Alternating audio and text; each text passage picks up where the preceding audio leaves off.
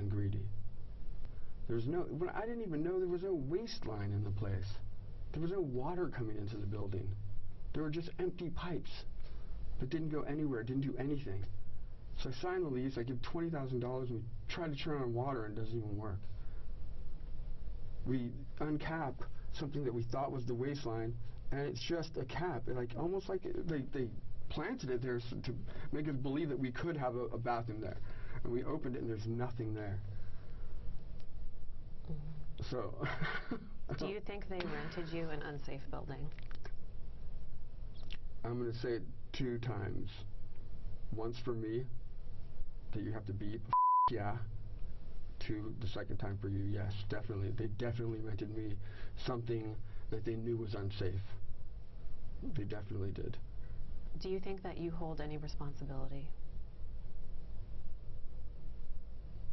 So being like the father of the space and the guy that kind of rallied, but that's not really how it went down.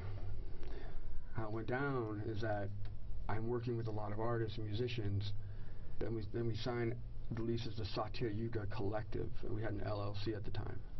And that was supposed to represent all of these people. She's like, I need somebody over 40 years old to sign. I would have had anybody sign. It didn't matter whose name was on the lease. So, because my name is on the lease, I'm responsible. Well, do you understand why some people blame you? I think that they blame me out of ignorance of what was really going on. If they could see the space while it was alive and walk through it, they would understand that everybody had created their own world there, that they were responsible for themselves, and we all took on that responsibility. And then they would understand the attraction. You know, like one person didn't create this attraction. It was multifaceted. Like that they're treating me like I'm a murderer. Like with my hands, I did this intentionally. It's like the furthest thing from the truth. I built a space to nurture and invite love into our community. And now I'm being persecuted for that. When there are other powers beyond and above me that should have made sure that it was safe. Like I'm the scapegoat, and Max. Right? Because something happened. They don't even know why it happened. Nobody knows why the fire started. Do you think it's fair?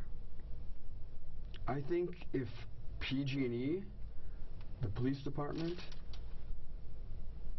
CPS, the fire department, the principals of my kids' schools, and anybody that knew that we were living there and that came to visit many times, the fire department was there all the time, like I said, and the police department visiting us, checking out, playing our pianos and organs, like laughing at what a ridiculous space it was. We had over 20 pianos and over 20 organs. It's amazing. If they were all sitting on a bench with me and we were all sharing this burden, then it would be the closest thing to, with the landlords right here. I prefer they were a little further from me. Then it would be the closest thing to fair. Do you think all those people should be here with you? Oh, definitely. But I have another version of that. I think that that's saying that I did something wrong and we all did something wrong. I think the only people that did something wrong truly were the people that owned the building. It's their building. I don't want to blame the fire department. I don't want to blame the police. They were my friends. They were awesome. I saw them save lives countless times in that neighborhood. Like, I don't want to blame them. Who do you blame?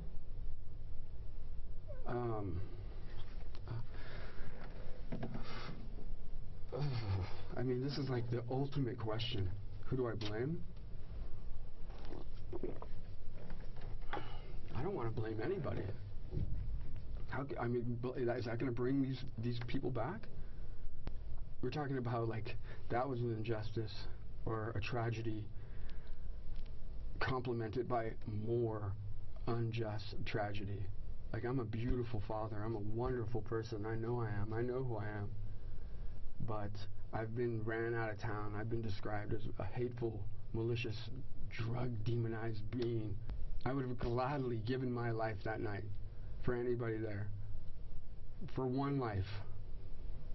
Risking.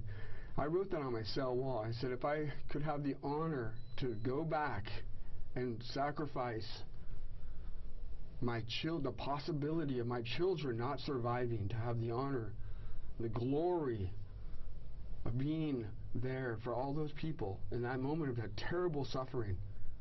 Because I know who I am. In that moment, my voice would have called through. I would have guided. I would have walked into the fire. I would have dragged people. I would have thrown my windows. Okay? And you know that about yourself because I have 3 children. And so I'm a liar by saying that I would have saved your children if I was there. I'm so sorry. So they died because I wasn't there. So I'm in jail because I did what was right for my kids that night. It's the ultimate riddle.